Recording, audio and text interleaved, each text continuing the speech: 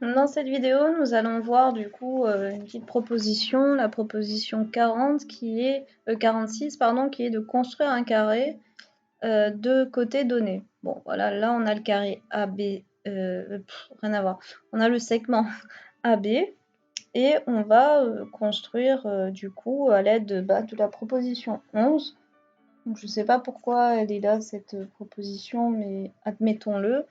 Parce que la proposition 11 en fait nous apprend à construire une perpendiculaire sur une droite, sur un point d'une droite donnée, en construisant un triangle équilatéral. Donc voilà, vieille proposition. Donc ici on va construire la perpendiculaire passant par A et on va reporter la mesure. Donc ça c'est une autre proposition, retrancher le plus petit segment sur le plus grand segment. Voilà, donc là on est dans cette configuration et on reporte la mesure AB sur notre droite, ici, sur notre perpendiculaire, et on va y nommer l'intersection du cercle et de la droite par C. Ensuite, on va construire la parallèle de AB passant par C. Tac. Et enfin, on va construire la parallèle de AC passant par B. Tac. Et on va obtenir cette figure. Et on va nommer du coup l'intersection de la parallèle AAB et de la parallèle ACA.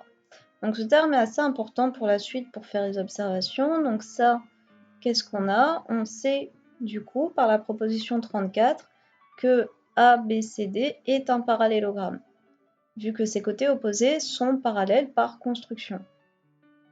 Et ensuite, qu'est-ce qu'on va dire? On sait que par ailleurs, les longueurs AB est égal à CD, AC est égal à BD, mais aussi que AB est égal à AD, alors est égal à AC. Je fais une petite faute de frappe.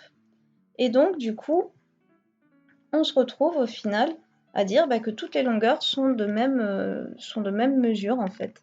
C'est-à-dire que AC est égal à CD, qui est égal à DB, qui est égal à BA.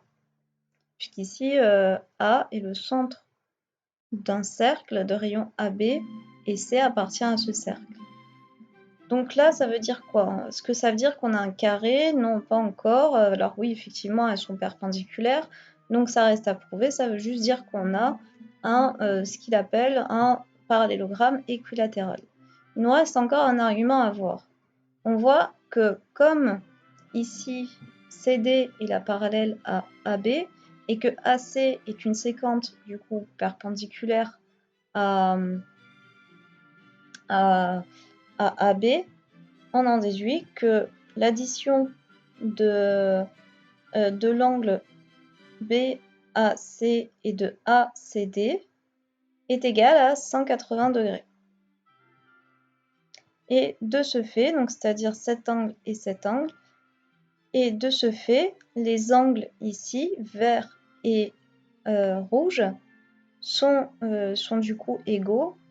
Et par conséquent, comme on est dans un parallélogramme et que les côtés opposés du parallélogramme sont aussi égaux, ça veut dire que l'angle vert, c'est aussi égal à l'angle ABD et que l'angle rouge est aussi égal à l'angle CDB, etc., etc.